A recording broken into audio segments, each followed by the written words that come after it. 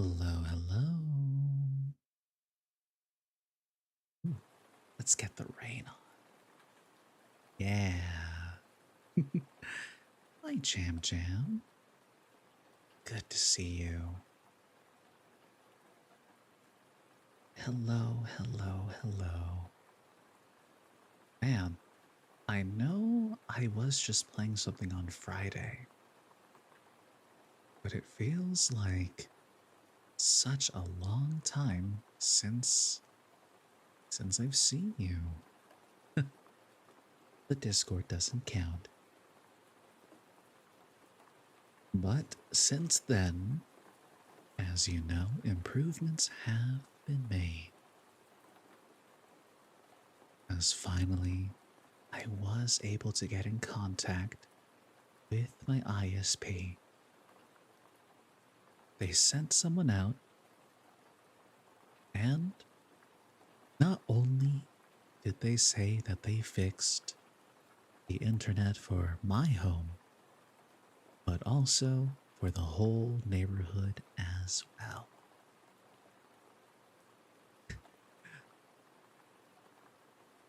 He came, love you too, Jam Jam. He literally came into my home holding an extremely bent cable and said, I think that might be the problem. I took one look and said, yeah, yeah, I think that's the problem. So he fixed that and made sure.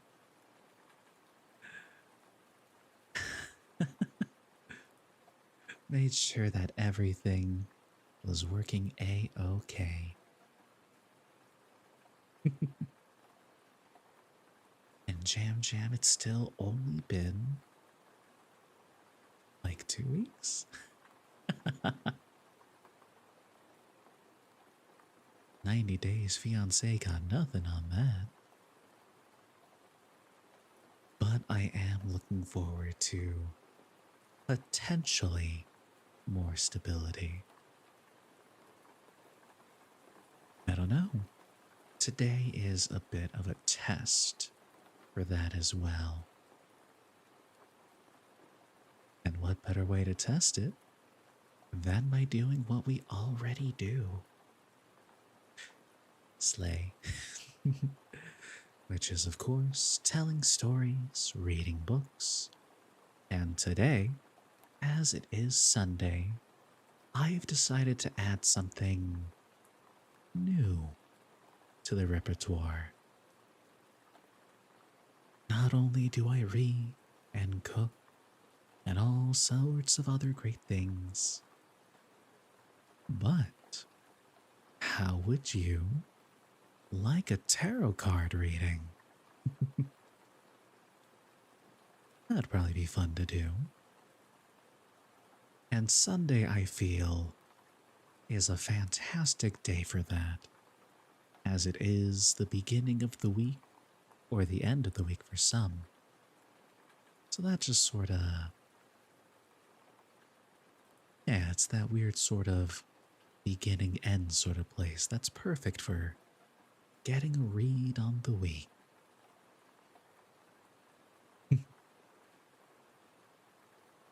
Ah, and then of course after that, some stories, some more book.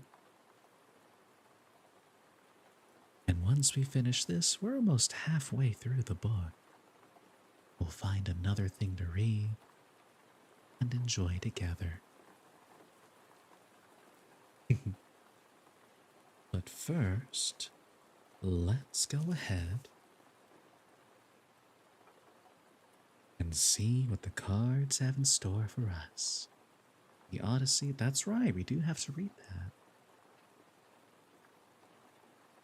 I'll see if I can't find a book to read, like a physical copy.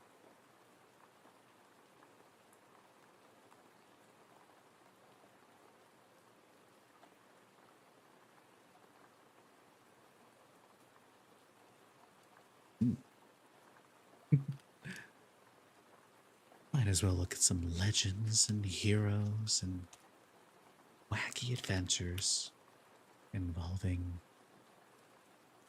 pigs and cyclopses and all manner of sea creatures and angry, angry gods.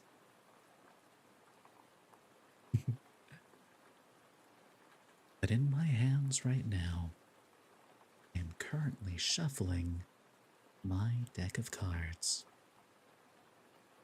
These cards were actually a birthday present from last year, given to me by my best friends. I thought it was very sweet of them because they knew that I did things like this, but they said, yeah, we saw this and thought this deck would be perfect for you. So, of course, I use them when I'm at home. It was very sweet of them. They also included a Pokemon cookbook. So maybe we can read some recipes later as well. Get people inspired and ready for the coming week ahead, or sometimes people just don't know what to make. And who doesn't love a good recipe?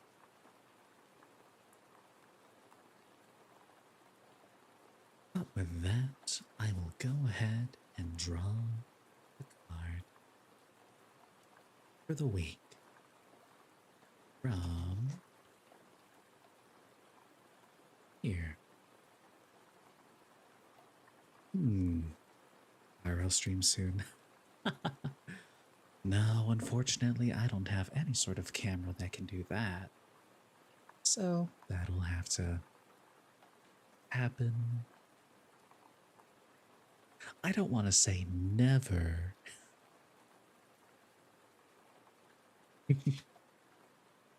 But the card I have drawn for the week is the Ace of Swords reversed. The description says, are you feeling confused or unclear? Is this causing you to lash out at others? Ace of Swords reversed asks us to pause and take some time to figure things out before we make firm judgments on subjective opinions. Perhaps turning our attention to something else will provide some unexpected insight. Interesting.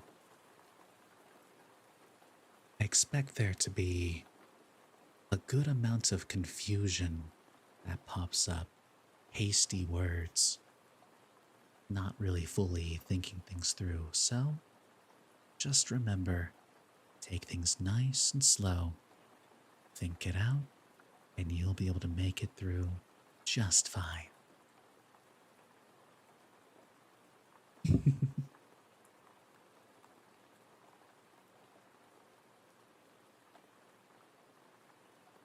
Man, I gotta say though, when I first called my ISP to get someone to fix it, I was so unhappy. I was ready to throw down, ready to be so verbally mean. But the guy on the other end was just so sweet, so nice and understanding, and I'm like, all right. You've ruined my plan to be mean. We'll do this the nice way. Gave fantastic service. And then the guy that came over, what a hero. Also really nice, went above and beyond, and is going on vacation to Jamaica. Deserves that vacation, that's for sure. Plus, fantastic news that soon our Google overlords will be approaching town, and their internet connection will be much better. So, I have that to look forward to. which of course means spending more time together with you.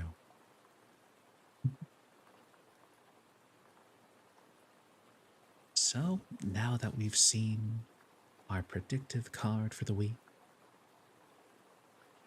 and I've checked up a little, Jam, by the way, that pizza looks amazing. I believe it is time to get back into it. The book has been grabbed, and we did not finish the chapter last time due to the connection issues. So, we'll go ahead and finish it and move on to the next chapter as well. Here we go. It was still fairly early by the sun, something between 9 and 10, and the hobbits turned their minds to food. Their last meal had been lunch beside the standing stone the day before. They breakfasted now off the remainder of Tom's provisions, meant for their supper, with additions that Tom had brought with him. It was not a large meal, considering hobbits and their circumstances, but they felt much better with it. While they were eating, Tom went up to the mound and looked through the treasures. Most of these he made into a pile that glistened and sparkled on the grass. He bade them lie there, free to all finders, birds, beasts, elves, or men, and all kindly creatures. For so the spell of the mound should be broken, and scattered, and no wight ever come back to it. He chose for himself from the pile a brooch set with blue stones, many shaded like flax flowers or the wings of blue butterflies. He looked long at it, as if stirred by some memory, shaking his head, and sang at last, "Here is a pretty toy for Tom and for his lady. Fair was she who long wore this on her shoulder. Goldberry shall wear it now, and we will not forget her." For each of the hobbits, he chose a dagger, long, leaf-shaped, and keen, of marvelous workmanship, damasked with serpent forms in red and gold. They gleamed as he drew them from their black sheaths, wrought of some strange metal, light and strong, and set with many fiery stones. Whether by some virtue in these sheaths or because of the spell that lay on the ground, the blade seemed untouched by time, unrusted, sharp, and glittering in the sun. "Old knives are long enough as swords for hobbit people," he said. "Sharp blades are good to have. If shire folk go walking, east, south, or far away into dark and danger." Then he told them that these blades were forged many long years ago by men of Western East. They were foes of the Dark Lord, but they were overcome by the evil king of Carn Dûm in the land of Angmar. "Do you now remember them?" Tom murmured. "Yet still, some go wandering, sons of forgotten kings walking in loneliness, guarding from evil things, folk that are heedless." The hobbits did not understand his words, but as he spoke, they had a vision, as if it were a grand expanse of years behind them, like a vast shadowy plain over which there strode shapes of men, tall and grim with bright swords, and last came one with a star on his brow. Then the vision faded, and they were back in the sunlit world. It was time to start again. They made ready, packing their bags and lading their ponies. Their new weapons they hung on their leather belts under their jackets, feeling them very awkward and wondering if they would be of any use. Hiding had not before occurred to any of them as one of the adventures in which their flight would land them. That is kind of a silly thought, though. leaving your homes running away but never once thinking that you would have to fight. It just shows you how gentle the hobbits really are. Never even considered it. But then, Bilbo had a sword. At last, they set off. They led their ponies down the hill, and then mounting, they trotted quickly along the valley. They looked back and saw the top of the old mound on the hill, and from it, the sunlight on the gold went up like a yellow flame. Then they turned a shoulder to the downs, and it was hidden from view. Though Frodo looked about him on every side, he saw no sign, the great stone standing like a gate. And before long, they came to the northern gap and rode swiftly through, and the land fell away before them. It was a merry journey with Tom Bombadil trotting gaily beside them, or before them, on Fatty Lumpkin, who could move much faster than his girth promised. Tom sang most of the time, but it was chiefly nonsense, or perhaps a strange language unknown to the hobbits, an ancient language whose words were mainly those of wonder and delight. They went forward steadily, but they soon saw that the road was further away than they imagined. Hello, Big Chumbusis. Welcome in. Hope you're having a wonderful day today. You seem to have caught me in the middle of reading The Fellowship of the Ring. How are you doing today? Relaxing? Chilling? I hope so.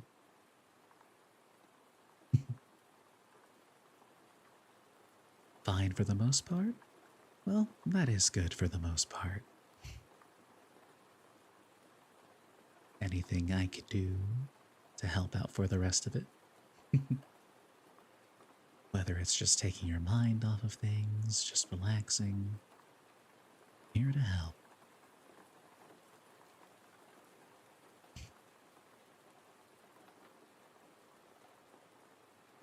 Let's see.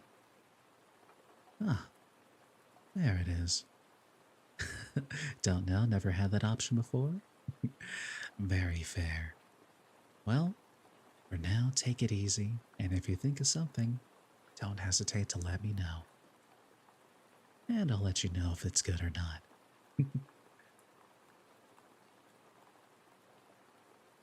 They went forward steadily, but they soon saw that the road was further away than they had imagined. Even without a fog, their sleep at midday would have prevented them from reaching it until after nightfall on the day before. The dark line they had seen was not a line of trees, but a line of bushes growing on the edge of a deep dike with a steep wall on the further side. Tom said that it had once been the boundary of a kingdom, but a very long time ago, he seemed to remember something sad about it and would not say much.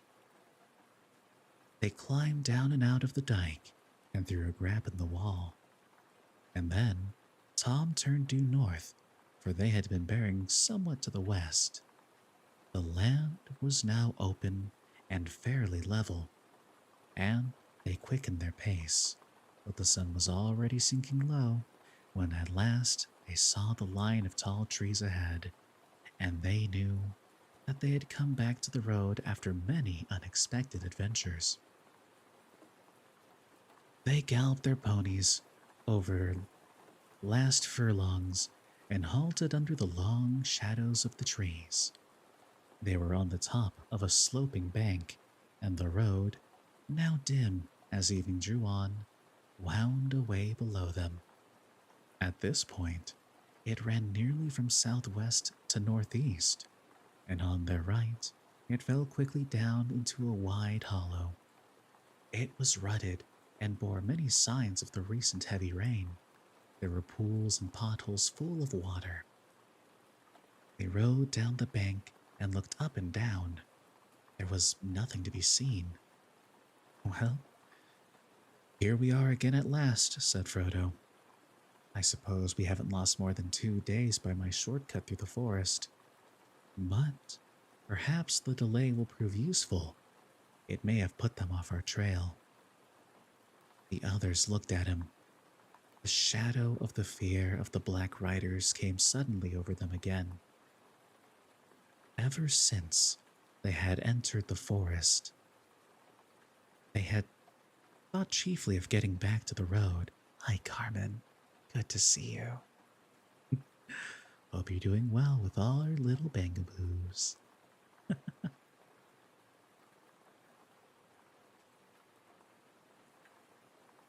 Ever since they had entered the forest, they had thought chiefly of getting back to the road. Only now, when it lay beneath their feet, did they remember the danger which pursued them, and was more than likely to be lying in wait for them upon the road itself. They looked anxiously back toward the setting sun, but the road was brown and empty. Do you think, asked Pippin hesitatingly, do you think we may be pursued tonight? No, I hope not tonight, answered Tom Bombadil, nor perhaps the next day. But do not trust my guess, for I cannot tell for certain. Out east my knowledge fails. Tom is not master of riders from the Black Land far beyond his country. All the same, the hobbits wished he was coming with them. They felt that he would know how to deal with the Black Riders, if anyone did. They would soon now be going forward into lands wholly strange to them, and beyond all but the most vague and distant legends of the Shire. And in the gathering twilight, they longed for home. A deep loneliness and sense of loss was on them. They stood silent, reluctant to make a final parting, and only slowly becoming aware that Tom was wishing them farewell and telling them to have good heart and to ride on till dark without halting. Tom will give you good advice till this day is over. After that, your own luck must go with you and guide you. 4 miles along the road, you'll come upon a village, Bree, under Bree Hill, with doors looking westward. There, you'll find an old inn that is called the Prancing Pony. Barliman Butterbur is the worthy keeper. There, you can stay the night, and afterwards, the morning will speed you upon your way.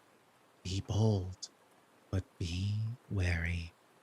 Keep your merry hearts, and ride to meet your fortune. They begged him to come at least as far as the inn and drink once more with them, but he laughed and refused, saying, Ponies are cute. It's been a long time since I rode on a horse, actually, thinking about it.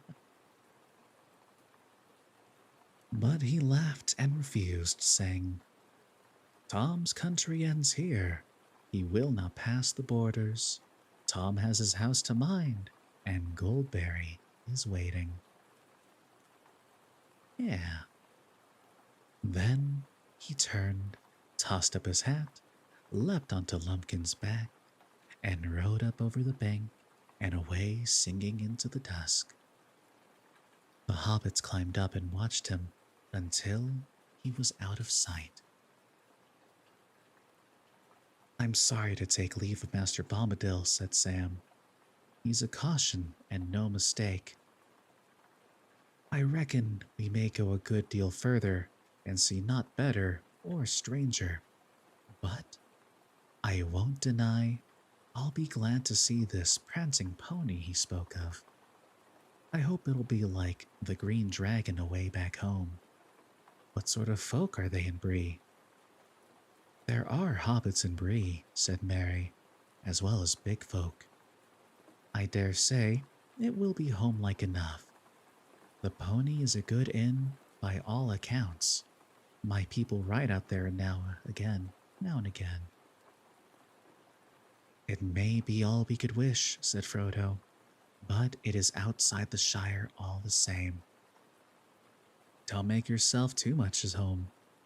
Please remember, all of you, that the name Baggins must not be mentioned. I am Mr. Underhill, if any name must be given. They now mounted their ponies and rode off silently into the evening. Darkness came down quickly as they plodded slowly downhill and up again, until at last they saw lights twinkling some distance ahead. Before them rose Bree Hill barring the way, a dark mass against misty stars, and under its western flank nestled a large village. Towards it they now hurried, desiring only to find a fire and a door between them and the night. And with that, that chapter is now over, leading us to chapter 9, at the sign of the prancing pony. Speaking of the prancing pony, I remember years back, I used to play Lord of the Rings online with some friends. Being that most of the other races started in different spots, we were all humans, I think, starting pretty close by, and eventually all paths would lead to Bree. It was honestly amazing seeing quite a few people hanging out there, pulling out their instruments, and just enjoying themselves inside the pony. And then eventually, we became one of those groups as well. We found ABC files and synced up songs together, got a nice crowd at an impromptu concert. Ah, good times. Have you guys ever had a moment like that? Just coming together with a group and a weird impromptu performance, or seeing what happened in front of you? They're a lot of fun, that's for sure. But now we begin chapter 9. Bree was the chief village of the Bree land, a small inhabited region, like an island in the empty lands round about. Besides Bree itself, there was Staddle on the other side of the hill, home in the deep valley a little further eastward, and Archet on the edge of the Chet Wood. I like that name. Lying round Bree Hill and the villages was a small country of fields and tame woodland only a few miles broad. The men of Bree were brown-haired, broad, and rather short, cheerful and independent. They belonged to nobody but themselves, but they were more friendly and familiar with hobbits, dwarves, elves, and other inhabitants of the world about them than was, or is, usual with big people. According to their own tales, they were the original inhabitants and were the descendants of the first men that ever wandered into the west of the middle world. Few had survived the turmoils of the elder days, but when the kings returned again over the great sea, they found that their Bremen was still there, and they were still there now, when the memory of the old kings had faded into the grass. In those days, no other men had settled dwellings so far west, or within 100 leagues of the Shire, but in the wild lands beyond Bree, there were mysterious wanderers. The Bree folk called them rangers, and knew nothing of their origin. They were taller and darker than the men of Bree, and were believed to have strange powers of sight and hearing, and to understand the languages of beasts and birds. They roamed at will southwards and eastwards, even as far as the misty mountains. But they were now few and rarely seen. When they appeared, they brought news from afar and told strange, forgotten tales that were eagerly listened to, but the Bree folk did not make friends with them. There were also many families of hobbits in the Bree land, and they claimed to be the oldest settlement of hobbits in the world, one that was founded long, long before even the Brandywine was crossed and the Shire colonized. They lived mostly in Staddle, though there were still some in Bree itself, especially on the higher slopes of the hill above the houses of the men.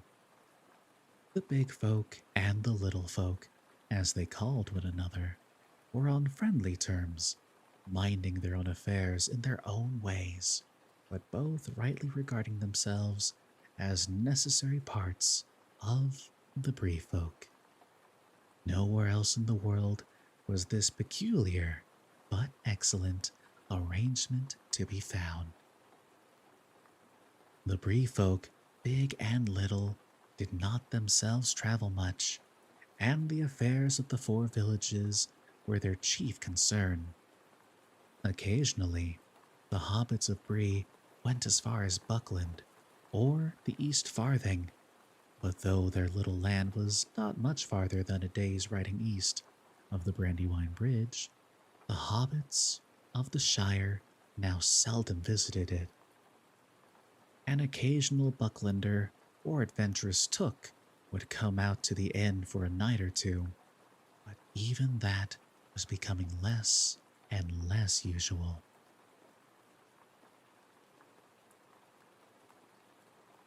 The Shire hobbits referred to those of Bree, and to any others that lived beyond the borders, as outsiders, and took very little interest in them, considering them dull and uncouth. There were probably many more outsiders scattered about in the west of the world in those days than the people of the Shire imagined. Some doubtless were no better than tramps, ready to dig a hole in any bank and stay only as long as it suited them. But in the Bree land, at any rate, the hobbits were decent and prosperous, and no more rustic than most of their distant relatives inside. It was not yet forgotten that there had been a time when there was much coming and going between the Shire and Bree. There was Bree blood in the Brandybucks by all accounts. Something that I keep bringing this up, but something that I've really been enjoying actually reading the book versus watching the movies is you get so much lore between all the different peoples, and we've only really covered the hobbits for the most part, but I never knew any of this. This is my first time reading this book through, and it astounds me. The village of Bree had some 100 stone houses of the big folk, mostly above the road, nestling on the hillside with windows looking west. On that side, running in more than half a circle from the hill, and back to it, there was a deep dike with a thick hedge on the inner side. Over this, the road crossed by the causeway. But where it pierced the hedge, it was barred by a great gate. There was another gate in the southern corner where the road ran out of the village. The gates were closed at nightfall, but just inside them were small lodges for the gatekeepers. Down on the road, where it swept to the right to go round the foot of the hill, there was a large inn. It had been built long ago when the traffic on the roads had been far greater, where Bree stood at an old meeting of ways. Another ancient road crossed the east road just outside the dike at the western end of the village, and in the former days, men and other folk of various sorts had traveled much on it. Strange as news from Bree was still a saying. Oh, lost my spot. Strange as news from Bree was still a saying in the East Farthing, descending from those days when news from north, south, and east could be heard in the inn, and when the Shire hobbits used to go more often to hear it. It's okay, Jam Jam, I found it. But the northern lands had long been desolate, and the North Road was now seldom used. It was grass grown, and the Bree folk called it the Greenway. But imagine if they called it the Green Day. Anyways,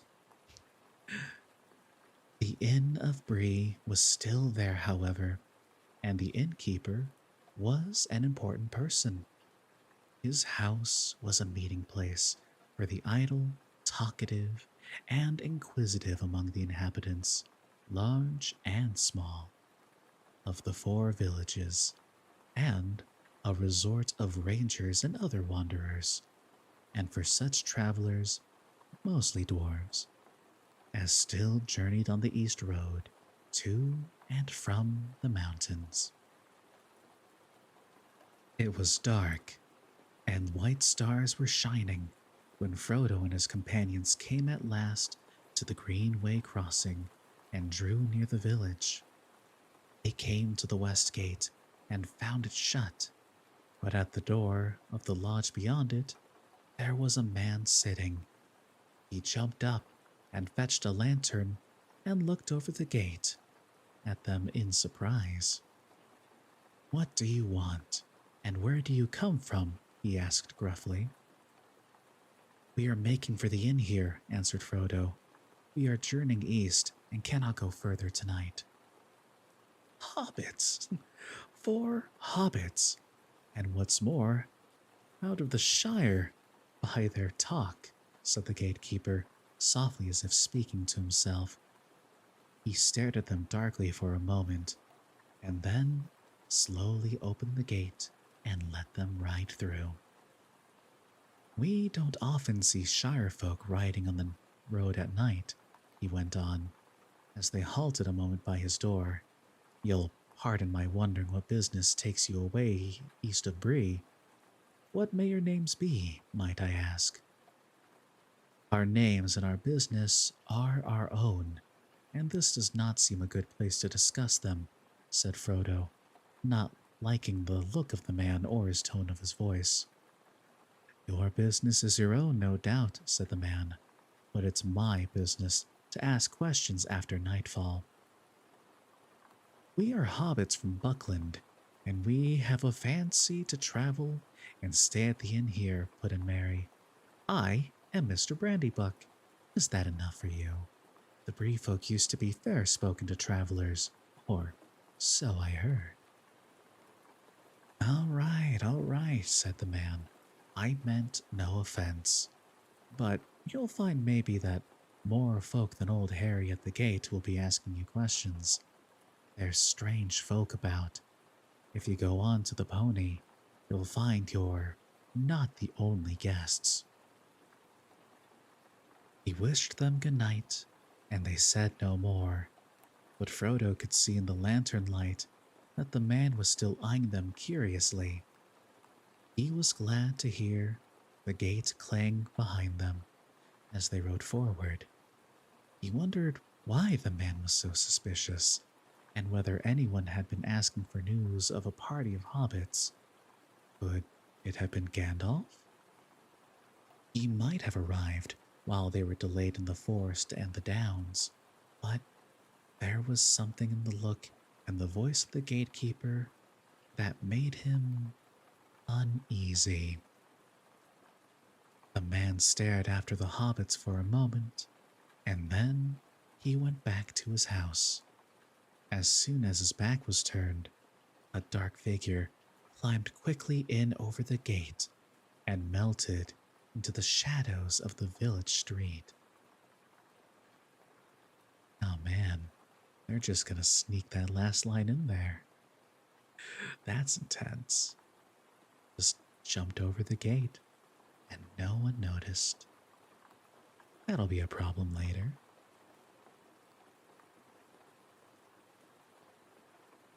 The hobbits rode on up a gentle slope, passing a few detached houses, and drew up outside the inn.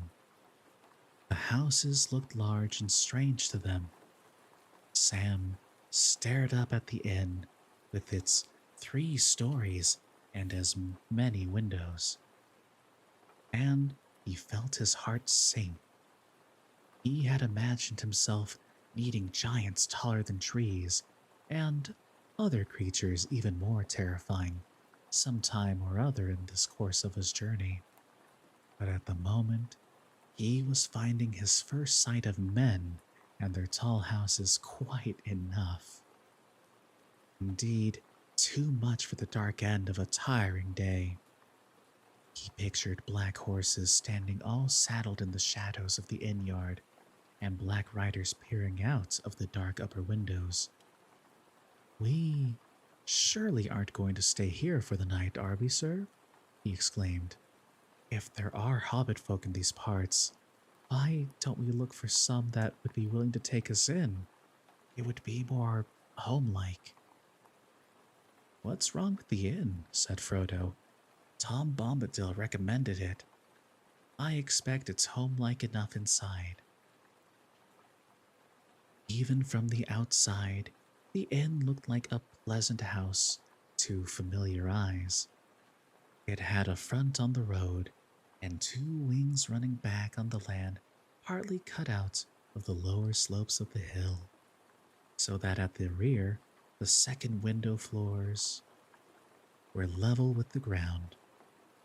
There was a wide arch leading to the courtyard between the 2 wings, and on the left, under the arch, there was a large doorway that reached by a few broad steps. The door was open and light streamed out of it. Above the arch, there was a lamp, and beneath it swung a large signboard. A fat, white pony reared up on its hind legs. Over the door was painted in white letters, "The Prancing Pony by Barlaman Butterbur." Many of the lower windows showed light behind thick curtains. As they hesitated outside in the gloom, someone began singing a merry song inside, and many cheerful voices joined loudly in the chorus. They listened to this encouraging sound for a moment and then got off their ponies. The song ended, and there was a burst of laughter and clapping. They led their ponies under the arch, and leaving them standing in the yard, they climbed up the steps. Frodo went forward and nearly bumped into a short, fat man with a bald head and a red face. He had a white apron on and was bustling out of one door and in through another, carrying a tray laden with full mugs. "Can we?" began Frodo. "Half a minute, if you please," shouted the man over his shoulder, and vanished into the babble of voices and a cloud of smoke. In a moment, he was out again, wiping his hands on his apron. "Good evening, little master," he said, bending down. "What may you be wanting?" "Beds for 4, and stabling for 5 ponies, if that can be managed. Are you Mr. Butterbur?" "That's right. Barlaman is my name. Barlaman Butterbur at your service. You're from the Shire, huh? He said, and then suddenly he clapped his hand to his forehead as if trying to remember something. Hobbits, he cried. Now what does that remind me of? Might I ask your names, sir? Mr. Took and Mr. Brandybuck, said Frodo, and this is Sam Gamgee. My name is Underhill. There now, said Mr. Butterbur, snapping his fingers. It's gone again. But it'll come back when I have time to think.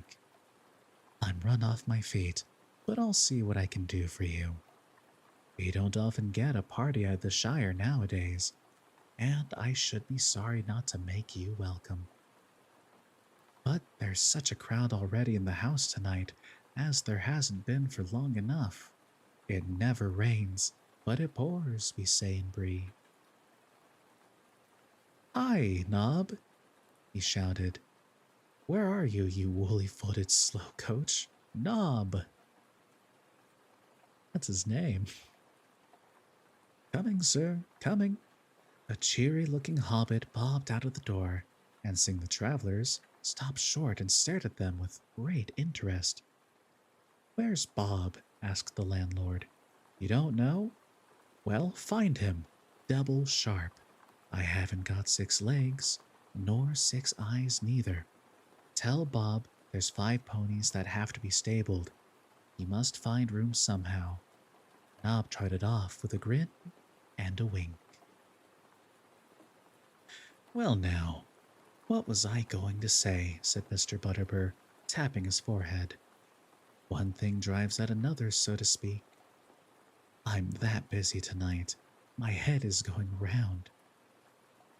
There's a party that came up the Greenway from down south last night, and that was strange enough to begin with.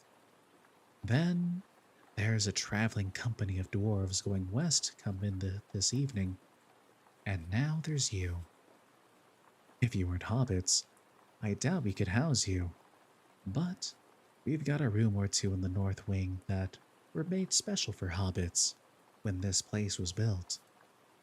On the ground floor, as they usually prefer, round windows and all as they like it. I hope you'll be comfortable. They'll be wanting supper, I don't doubt, as soon as may be. This way now. Have I ever thought about making audio? I certainly have, and I certainly have before, Jam Jam. In fact, a few days ago, I did post in the Discord an audio recording of me reading classic bedtime story Corduroy. Good times there. All right, everyone. I'm going to take a bit of a break. I will be right back. Gonna drink some water and stretch a little bit. Make sure you guys do too. See you all in about 4 or 5-ish minutes. Be right back.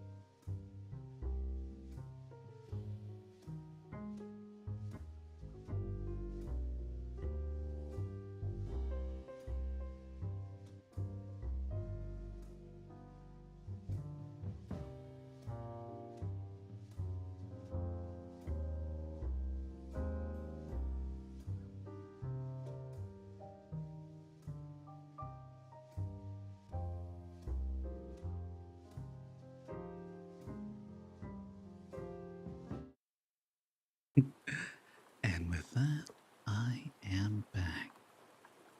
Hello, everyone. So, not only did I go and get some water, but I also took the time to put on a sweater as it is getting so much colder these days. And turns out my little dog is wearing a sweater too. So, of course, I gave him lots of pets and a bit of a snuggle. I'd say that's a good way to use a little 5 minute break.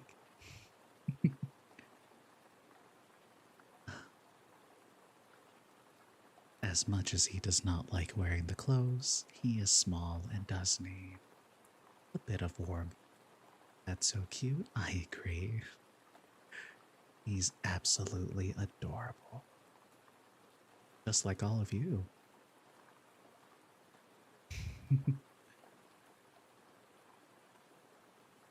All right, back to it.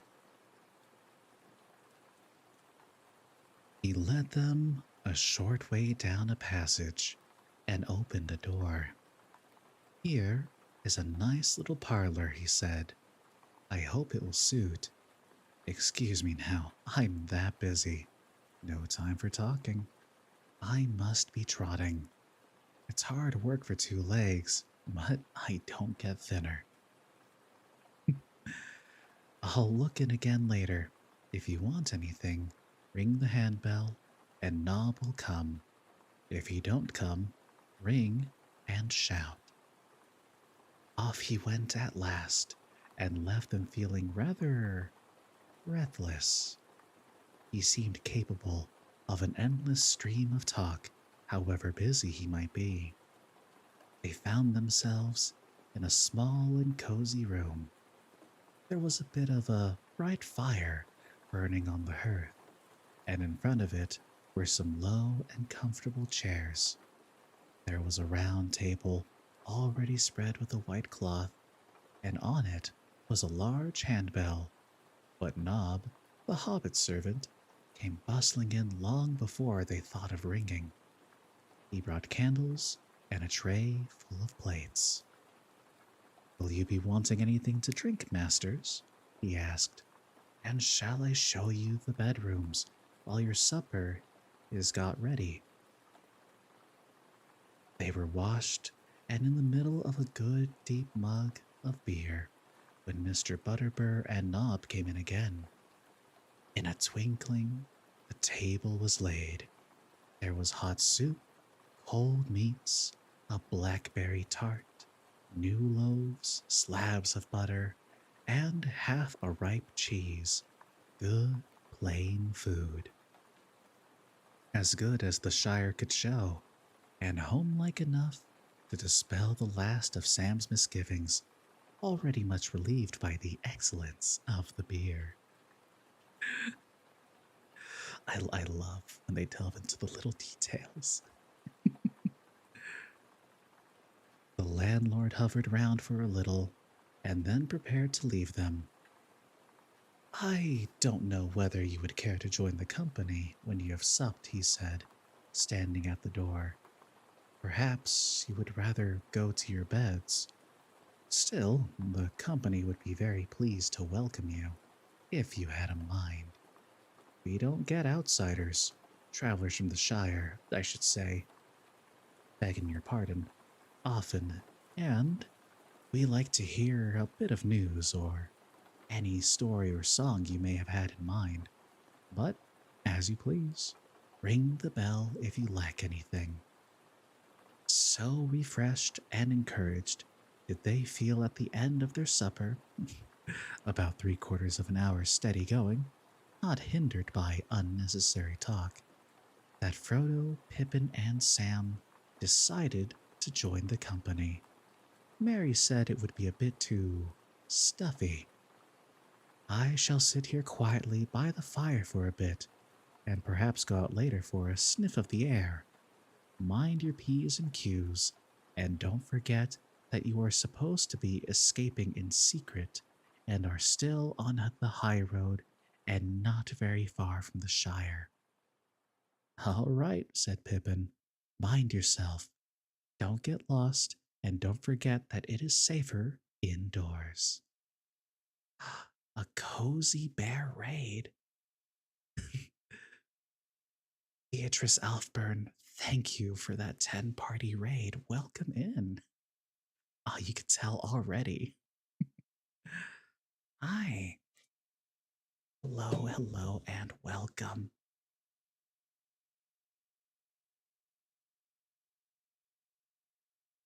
How's everyone doing today? And how was your stream? Tell me about it. You finished reading The Hobbit on stream last week? That's wonderful. Yeah, I'm actually reading The Fellowship of the Ring for the first time. I had never read the books myself, so this has been pretty fantastic. Also, Nitro Zen, thank you for that follow. Did some positive affirmations and chatting ASMR? That's awesome. We could all use those positive affirmations, that's for sure. Over here, I've been doing a bit of the same. I like to bring comfort and joy however I can. Enjoying the reading and the talking. And even earlier today, I actually did a tarot card reading too, just for the week. So that was fun. But I'm glad to hear you had a fantastic stream. I hope you can rest easy and enjoy. And should you have to go and do anything, I just hope you have a wonderful rest of your day, and thank you so much for the raid. My voice is amazing. Thank you for thinking so. It's a lot of fun to use and abuse, that's for sure.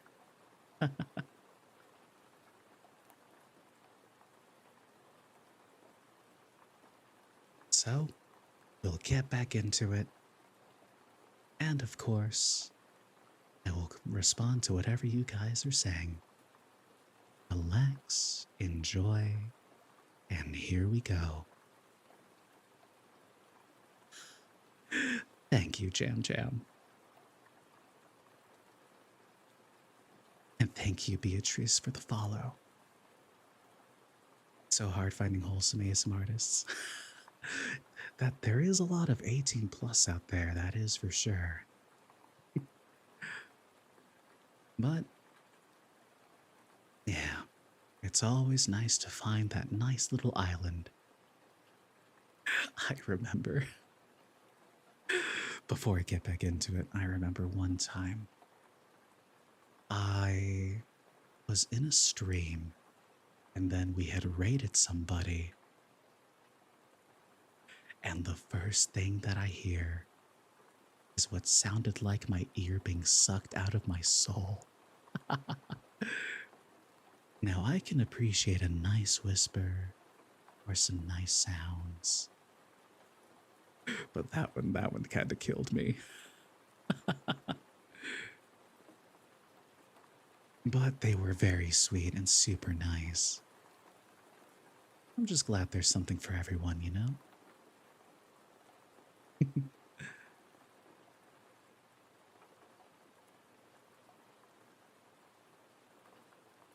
I agree, Nitro. The company was in the big common room of the inn. The gathering was large and mixed, as Frodo discovered, when his eyes got used to the light. This came chiefly from a blazing log fire, where the 3 lamps hanging from the beams were dim and half veiled in smoke. Parliament Butterbur was standing near the fire, talking to a couple of dwarves and 1 or 2 strange-looking men. On the benches were various folk, men of Bree, a collection of local hobbits, sitting chatting together, a few more dwarves, and other vague figures difficult to make out away in the shadows and corners. As soon as the Shire hobbits entered, there was a chorus of welcome from the Breelanders. The strangers, especially those that had come up the Greenway, stared at them curiously. Ooh, gotta get food? Sounds good. I hope it's tasty. And again, thank you for the raid. Did I have dinner? No, I had lunch, which was just some chicken, a bit of cheese, and some chips. Not exactly a fulfilling dinner, but tasty all the same.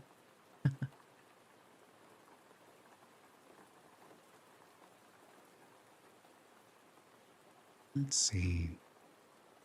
There we go. The landlord introduced the newcomers to the Bree folk so quickly that, though they caught many names, they were seldom sure who the names belonged to. Any to eat? No worries. I'll have a proper dinner later, after stream.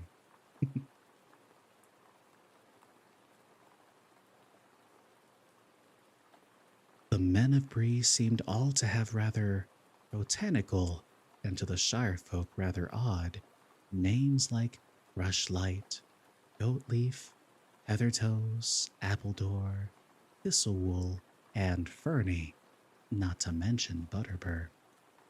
Some of the hobbits had similar names.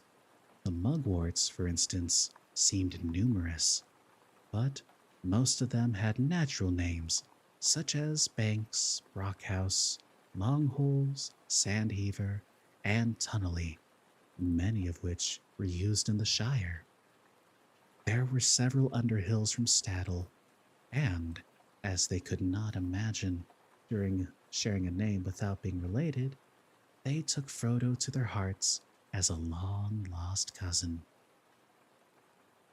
The Bree hobbits were, in fact, friendly and inquisitive, and Frodo soon found that some explanation of what he was doing would have to be given. He gave out that he was interested in history and geography, at which there was much wagging of heads, although neither of these words were much used in the Bree dialect. He said he was thinking of writing a book, at which there was a silent astonishment, and that he and his friends wanted to collect information about hobbits living outside the Shire, especially in the eastern lands. At this, a chorus of voices broke out. If Frodo had really wanted to write a book, and had had many ears, he would have learned enough for several chapters in a few minutes. And if that was not enough, he was given a whole list of names, beginning with Old Barlaman here, to whom he could go for further information. But after a time, as Frodo did not show any signs of writing a book on the spot, the hobbits returned to their questions about doings in the Shire. Frodo did not prove very communicative, and he soon found himself sitting alone in a corner, listening and looking around. Sometimes I can relate to that. Suddenly being a person of interest and talking a bit, but as you grow quieter and listen, you just sort of find yourself shunted a bit into the corner. Happens to the best of us.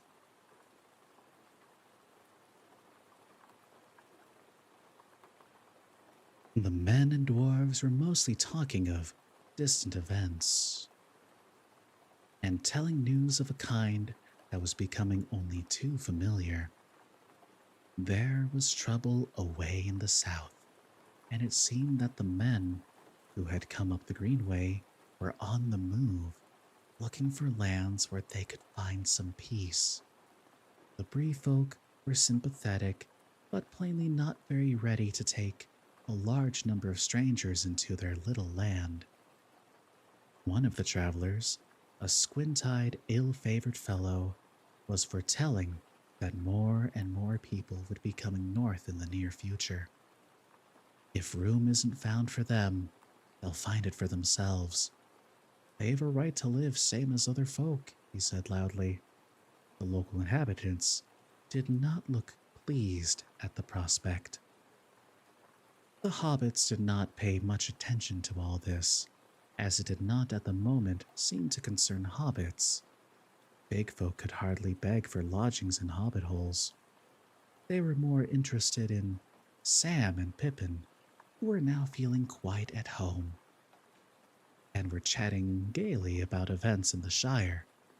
Pippin roused a good deal of laughter with an account of the collapse of the roof of the town hall in Mickle Delving. Will Whitfoot, the mayor, and the fattest hobbit in the West Farthing had been buried in chalk and came out like a floured dumpling. But there were several questions asked that made Frodo a little uneasy. One of the Breelanders, who seemed to have been in the Shire several times, wanted to know where the Underhills lived and who they were related to. Suddenly, Frodo noticed that a strange-looking, weather-beaten man was sitting in the shadows near the wall, was also listening intently to the hobbit talk. He had a tall tankard in front of him and was smoking a long-stemmed pipe curiously carved. His legs were stretched out before him, showing high boots of supple leather that fitted him well, but had seen much wear and were now caked in mud. A travel-stained cloak of heavy dark green cloth was drawn close about him, and in spite of the heat of the room, he wore a hood that overshadowed his face. But the gleam of his eyes could be seen as he watched the hobbits. Nice and cozy, Jam Jam? Wonderful. Who is that? Frodo asked when he got a chance to whisper to Mr. Butterbur. I don't think you introduced him. Him? Said the landlord in an answering whisper, cocking an eye without turning his head. I don't rightly know. He is one of the wandering folk. The rangers, we call them.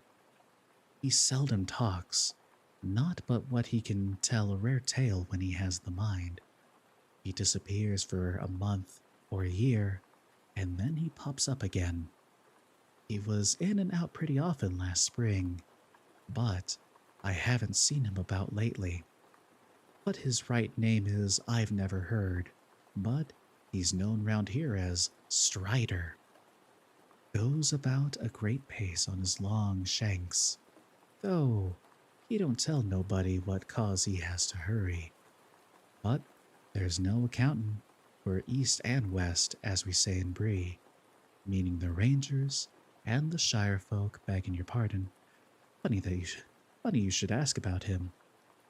But at that moment, Mr. Butterbur was called away by the demand for more ale, and his last remark remained unexplained. My nose was feeling a little stuffy. There we go. Frodo found that Strider was now looking at him, as if he had heard or guessed all that had been said. Presently, with a wave of his hand and a nod, he invited Frodo to come over and sit by him.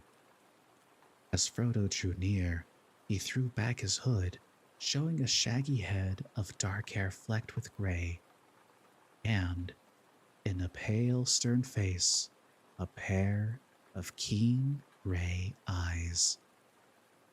I am called Strider, he said in a low voice. I am very pleased to meet you, Master Underhill, if old Butterbur got your name right. Hey, Cor, good to see you. Long time no see. Get nice and cozy. Leave a story yet?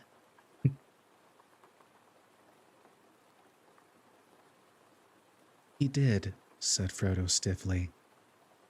He felt far from comfortable under the stare of those keen eyes.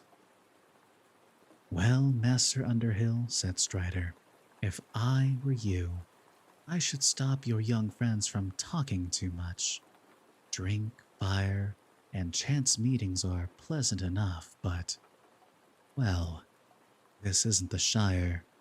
There are strange folk about. Though I say it as shouldn't, you may think, he added with a wry smile, seeing Frodo's glance. And there have been even stranger travelers through Bree lately, he went on, watching Frodo's face. Nah, it's okay. There's no need to apologize. I know you've been busy. I'm just glad you're here now. You're a dear and welcome addition to our merry party we've got going on.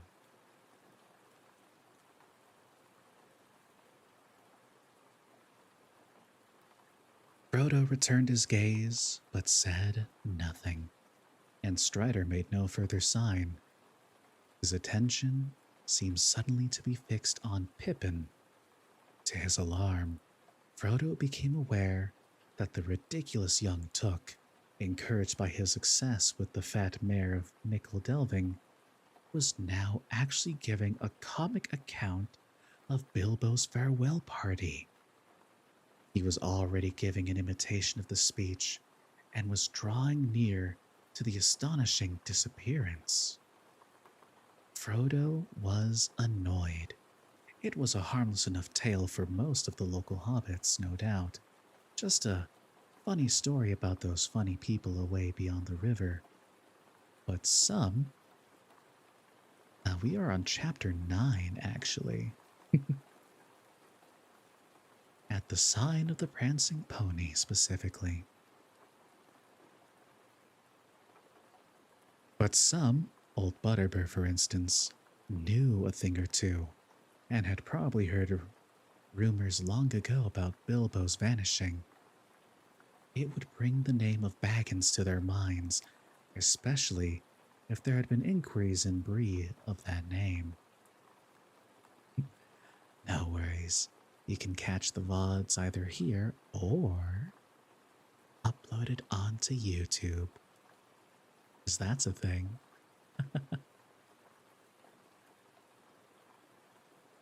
Frodo fidgeted, wondering what to do. Pippin was evidently much enjoying the attention he was getting, and had become quite forgetful of their danger. Frodo had a sudden fear that in his present mood he might even mention the ring, and that might well be disastrous. You had better do something quick, whispered Strider in his ear. Yeah, it's there. Frodo jumped up and stood on a table and began to talk. The attention of Pippin's audience was disturbed. Some of the hobbits looked at Frodo and laughed and clapped, thinking that Mr. Underhill had taken as much ale as was good for him. Frodo suddenly felt very foolish, and found himself, as was his habit when he was making a speech, fingering the things in his pocket. He felt the ring on its chain, and was quite unaccountably the desire that came over him to slip it on and vanish out of the silly situation. It seemed to him somehow as if the suggestion came to him from outside, from someone or something in the room. He resisted the temptation firmly and clasped the ring in his hand, as if to keep a hold on it and prevent it from escaping or doing any mischief. At any rate, it gave him no inspiration. He spoke a few suitable words, as they would have been said in the Shire. We are all very much gratified by the kindness of your reception, and I venture to hope that my brief visit will help you to renew the old ties of friendship between the Shire and Bree. And then he hesitated and coughed. Oh no, you saw the clips. Oh, those scares got me good. Usually with horror games, I tend to be pretty okay, but if the vibes are harsh enough, if the ambience is really, really good, oh yeah, I will get spooked just like everyone else.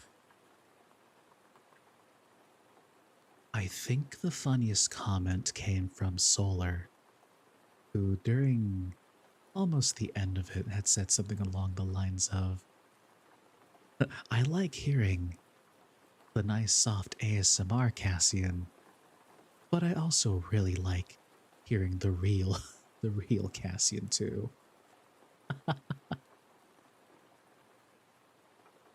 Oh yeah, honestly, very well crafted. And I still have 4 more games to play in the series.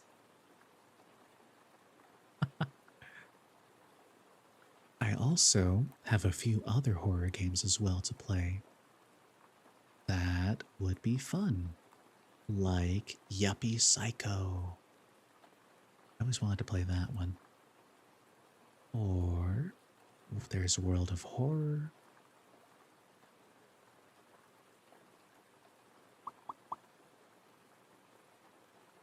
Ah, you'll be going into it blind? Wonderful. That's going to be a very fun watch for you then. Jinx, it's wonderful to see you. How are you doing? Come on in. I don't think I have until dawn, actually. You're in for a treat? You definitely are. Maybe we could even go back and play an old classic that I'd never played for myself, like Ebe. That'd be fun.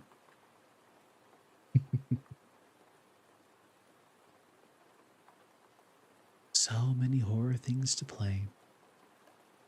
And then once I figure out how to be on stream while in VR at the same time, that will open a whole new world of possibilities. We're going to have lots and lots and lots of fun. You're doing pretty good. That's wonderful, Jinx. I'm doing good too. I did, although it is spelled IB. Hence why it's kind of weird to say Ebe. And soon a cooking stream. I'll at least read recipes.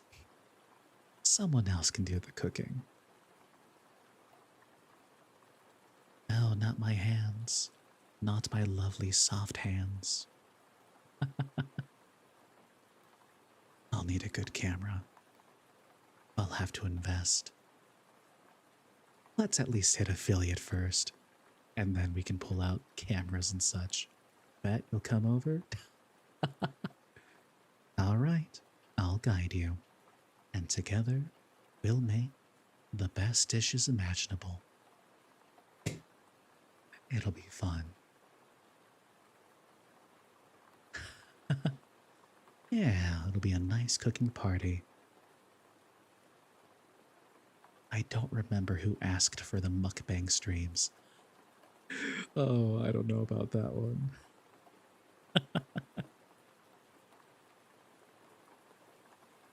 Oh, let's see. Everyone in the room was now looking at him. Please don't cook the dog. Let the dog be happy. Do not kidnap my dog. Dog cam? I wish I could do dog cam. However, he is usually in a spot that is very loud and very far away from where I do my streams. So I don't know if we can do dog cam.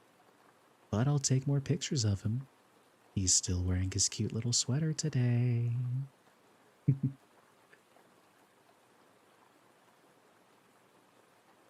Also, hope you guys enjoyed the voice clips from earlier this morning. Show you that now. Well,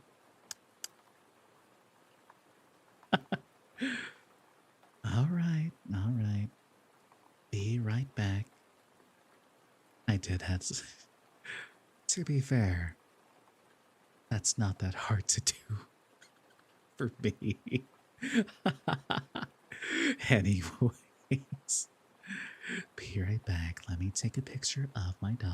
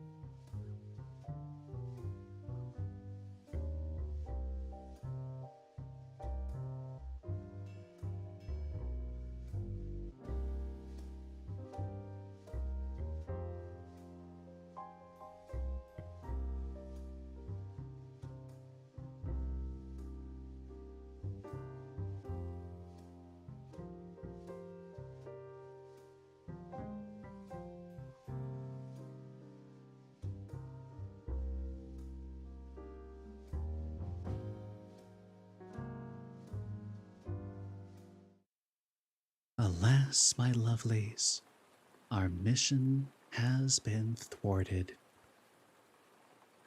I went downstairs to check on him and to take that picture, but when I came downstairs, he was completely bundled up in his blanket.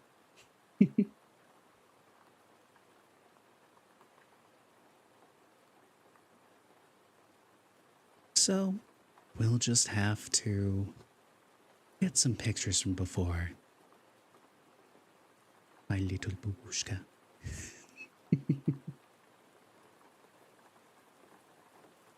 He's a very lovely puppy.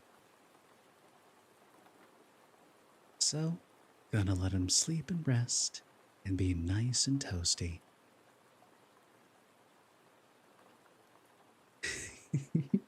Yeah.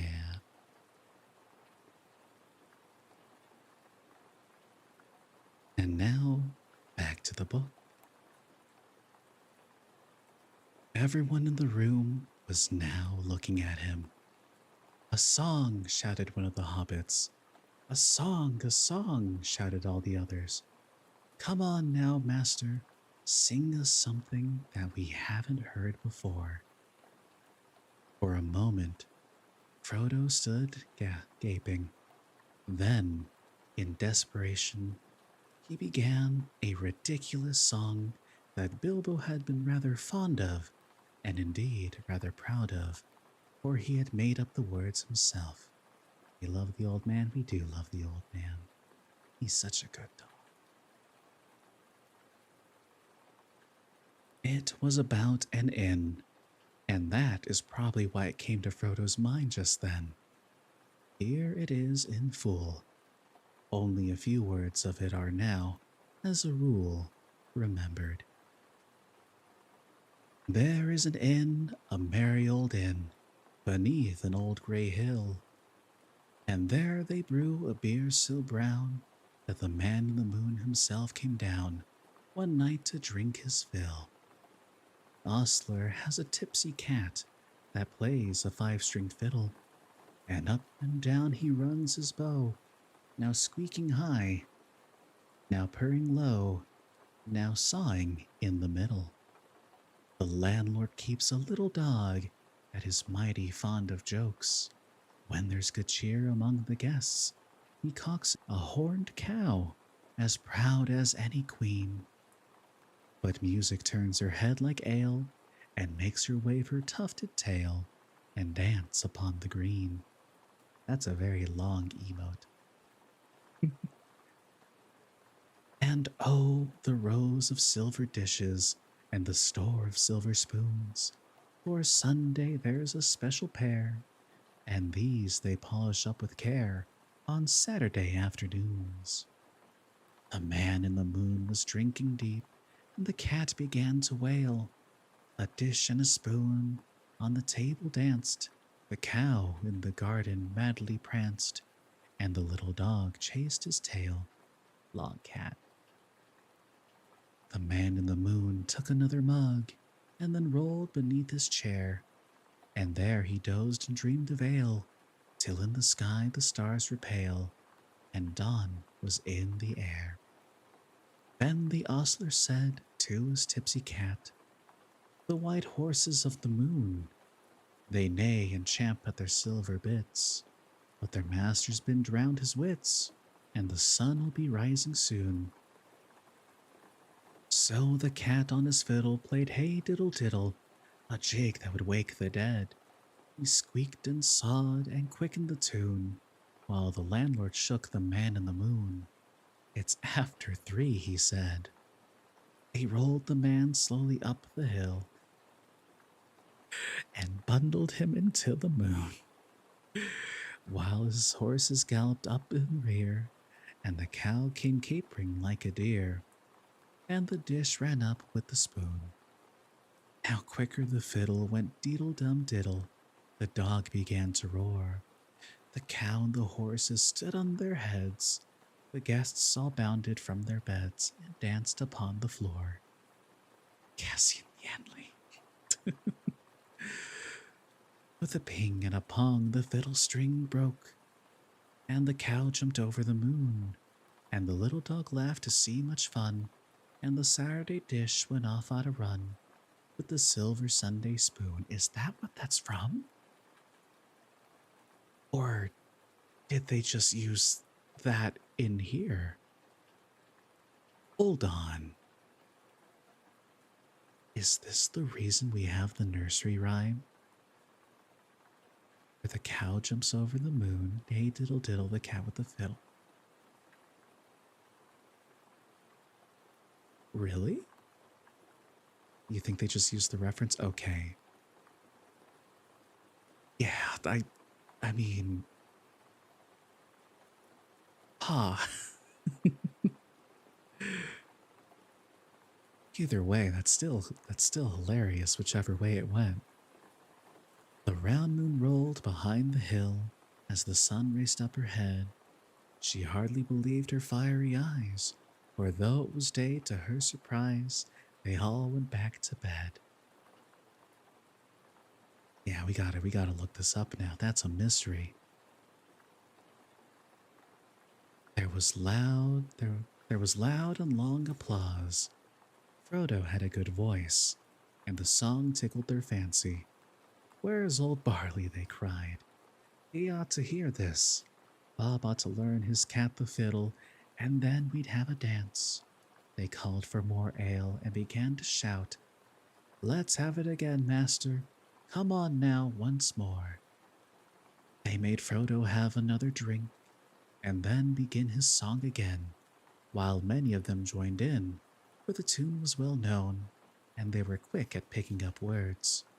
It was now Frodo's turn to feel pleased with himself. He capered about on the table, and when he came a second time to the cow jumped over the moon, he leaped in the air, much too vigorously, for he came down bang into a tray full of mugs and slipped and rolled off the table with a crash, clutter, and bump. The audience all opened their mouths wide for laughter and stopped short in gasping, gaping silence, for the singer disappeared. He simply vanished, as if he had gone slap through the floor without leaving a hole. The local hobbits stared in amazement, and then sprang to their feet and shouted for Barlaman. All the company drew away from Pippin and Sam, who found themselves left alone in the corner and eyed darkly and doubtfully from a distance. It was plain that many people regarded them now as the companions of a traveling magician of unknown powers and purpose. But there was one swarthy Breelander who stood looking at them with a knowing and half mocking expression that made them feel very uncomfortable. Presently, he slipped out of the door, followed by the squint eyed southerner. The two had been whispering together a good deal during the evening. Frodo felt a fool. Not knowing what else to do, he crawled away under the tables to the dark corner by Strider, who sat unmoved, giving no sign of his thoughts. Frodo leaned back against the wall and took off the ring. How it came to be on his finger he could not tell.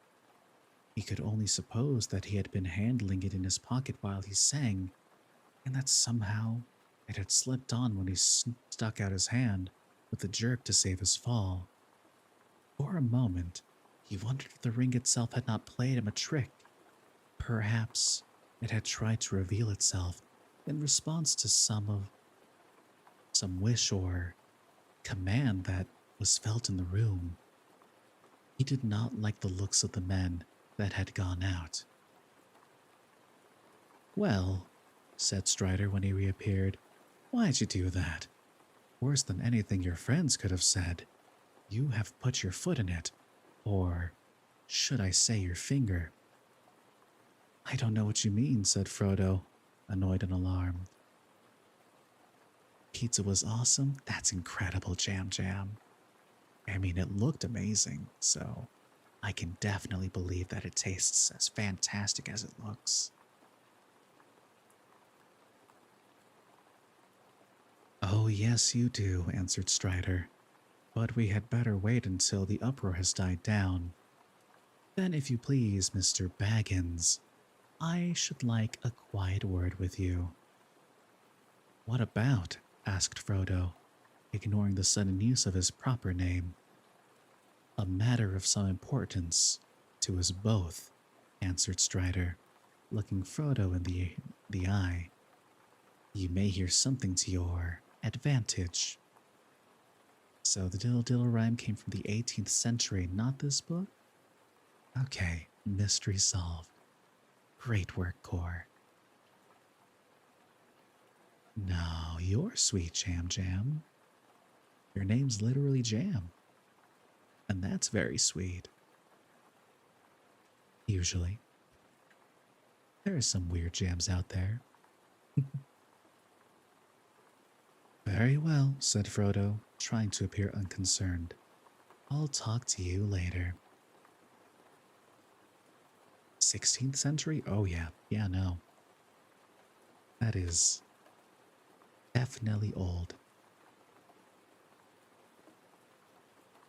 Meanwhile, an argument was going on by the fireplace. Mr. Butterbur had come trotting in, and he was now trying to listen to several conflicting accounts of the event at the same time. "I saw him, Mr. Butterbur," said a hobbit, "or leastways, I didn't see him if you may take my meaning. He just vanished into thin air, in a matter of speaking." "You don't say, Mr. Mugwort," said the landlord, looking puzzled. "Yes, I do," replied Mugwort, "and I mean what I say, what's more."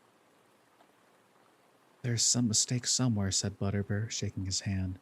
"There was too much of that Mr. Underhill to go vanishing into thin air, or into thick air, as is more likely in this room." "Well, where is he now?" cried several voices. "How should I know? He's welcome to go where he will, so long as he pays in the morning. There's Mr. Took now. He's not vanished." "Well, I saw what I saw, and I saw what I didn't," said Mugwort obstinately. "And I say there's some mistake," repeated Butterbur, picking up the tray and gathering up the broken crockery. "Of course there's a mistake," said Frodo. "I haven't vanished. Here I am. I've just been having a few words with Strider in the corner." He came forward into the firelight, but most of the company backed away, even more perturbed than before. They were not in the least satisfied by his explanation, that he had crawled away quickly under the tables after he had fallen. Most of the hobbits and the men of Bree went off then and there in a huff, having no fancy for further entertainment that evening. One or two gave Frodo a black look and departed muttering among themselves. The dwarves and the two or three strange men that still remained got up and said good night to the landlord, but not to Frodo and his friends. Before long, no one was left but Strider, who sat on unnoticed by the wall. Her twitch tweaked. What happened? Mr. Butterbur did not seem much put out. He reckoned very probably that his house would be full again on many future nights, until the present mystery had been thoroughly discussed. Now, what have you been doing, Mr. Underhill? He asked, frightening my customers and breaking my crocs up with your acrobatics. It's a network error. That's terrifying. I'm very sorry to have caused any trouble, said Frodo. It was quite unintentional, I assure you. A most unfortunate accident. All right, Mr. Underhill. But if you're going to do any more tumbling or conjuring or whatever it was, you'd best warn folk beforehand and warn me.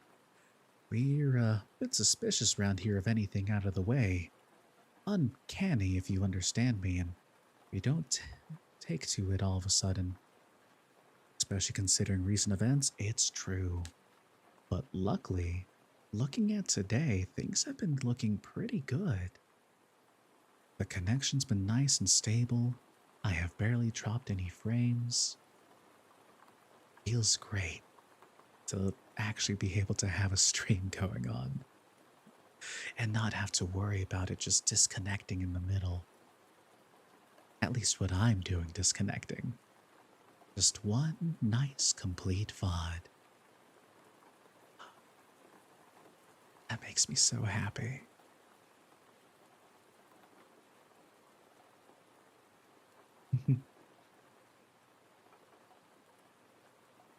I shan't be doing anything of the sort again, Mr. Butterbur, I promise you. And now I think I'll be getting to bed. We shall be making an early start. Will you see that our ponies are ready by 8 o'clock? Very good. But before you go, I should like a word with you in private, Mr. Underhill. Something has just come back into my mind that I ought to tell you. I hope that you'll not take it amiss. When I've seen a thing or two, I'll come along to your room if you're willing. Certainly, said Frodo, but his heart sank. He wondered how many private talks he would have before he got to bed, and what they would reveal. Were these people all in league against him? He began to suspect even old Butterbur's fat face of concealing dark depths and designs. And with that, Chapter 9 is complete.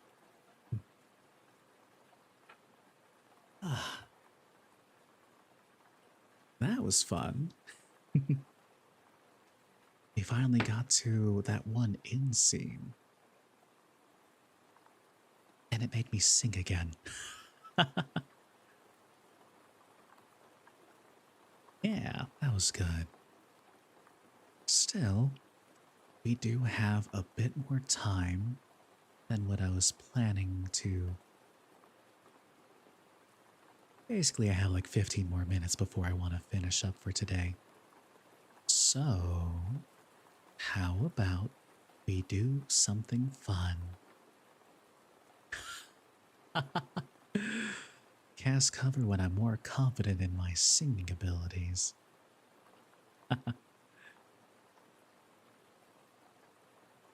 Fishing would be fun, but not for 15 minutes. No, no. I think it's time for another choose your own adventure story. I've got 3 in my hands right now. We can do web fishing next time. I do like fishing. Oh, I also do have to warn for tomorrow. tomorrow I will be getting home very, very late. So, if there is a stream, it will be short and sweet. As, uh, yeah, tomorrow's voice acting. So that'll be fun. So, I have 3 choose your own adventure stories in my hands. We have the Trumpet of Terror, the Magic of the Unicorn, and the Throne of Zeus. What am I voicing for? Uh, Usually when it comes to that workshop, we don't know what we're going to be doing until we make it there, but we do live ADR style dubbing. Unicorn this time. Okay, ooh, that's unanimous. Or at least, 2 people. But yeah, basically, we get shown the scene, and then on Twitch, no. Absolutely not. That's copyrighted. But yeah, we get shown a scene, we're given a script, put into groups, and then we give it our best in front of the microphones, and then they dub it live. And then we play it back and watch it. I do have to admit, I have recorded almost all of them, so I have them, but they are personal. That sounds fun. Yeah, it's fantastic. Ever since I found them at a convention, they've been a fantastic group. Super fun. So many talented voices. And even then, they still consider me a powerhouse, which I find really funny. Some of these people have been going for years, and they're like, oh man, you're very strong. You're one of the big ones. And I'm like, really? Me?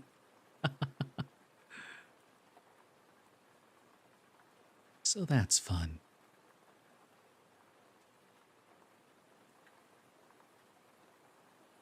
All right. So, the magic of the unicorn. The only water supply of your small forest, village, has become polluted beyond repair. Thank you guys. Your wise friend, Marie Claire, sends you off with a magical talisman in hopes that you'll be able to save your village from demise. Can you solve the town riddle and find the sorceress? Even if you find her, will she be able to purify the well? Does a unicorn reside inside the forest?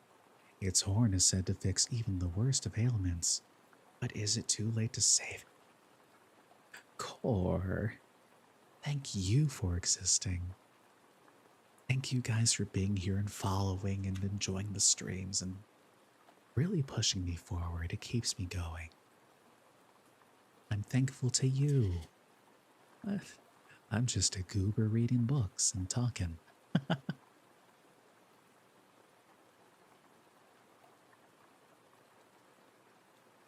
A fire-breathing dragon, an angry warlock, and devilish duchess all stand in your path. You must muster all of your bravery, quick thinking, and creativity to weave a magical route to safety for your village and yourself. What is it, Jam Jam? What is your question?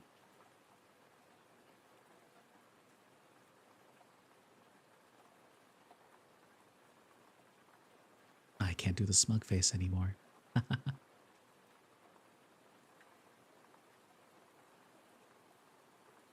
I'll remember how to do it soon.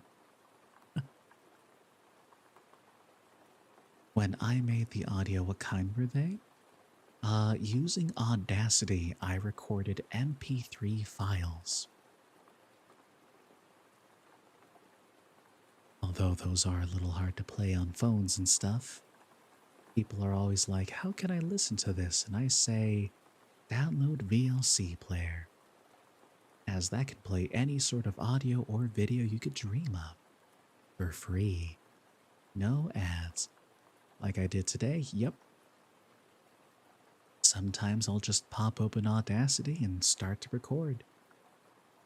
Sometimes I get inspired and do a little audio editing and do a whole big story like a radio play, or at least a few snippets of it. Like reading books of like roleplay? Yeah, like that.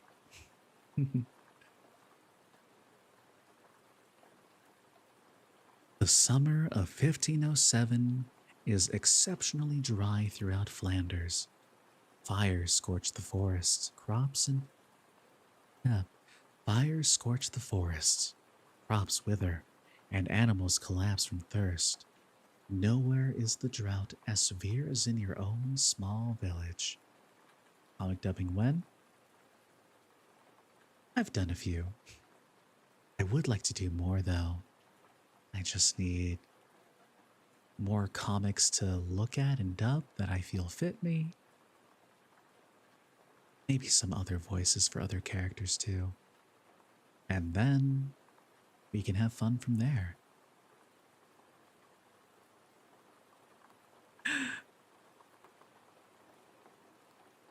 But those ones are private. If you find out about my secret double life, then you'll see.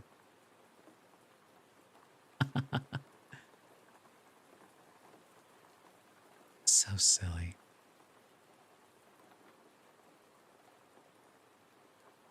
Hmm, I don't think. Gasp, you say.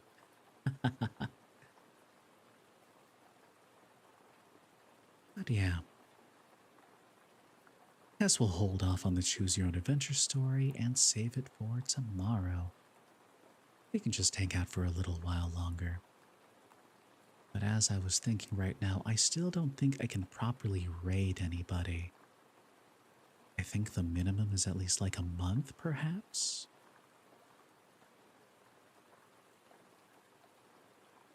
We can look though. Wait, I know where to go.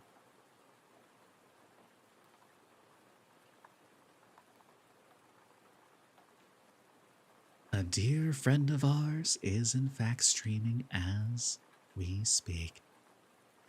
It's okay, Jam Jam. We go from one friend to another. She's kind, she's sweet, kinda thirsty. That's right. It's time for Minecraft with Solariaki, the sun goddess, and a friend. Makes sense to me too. All right, my friends.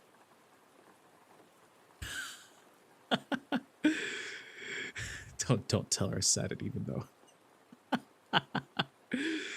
Goodbye. See you all tomorrow.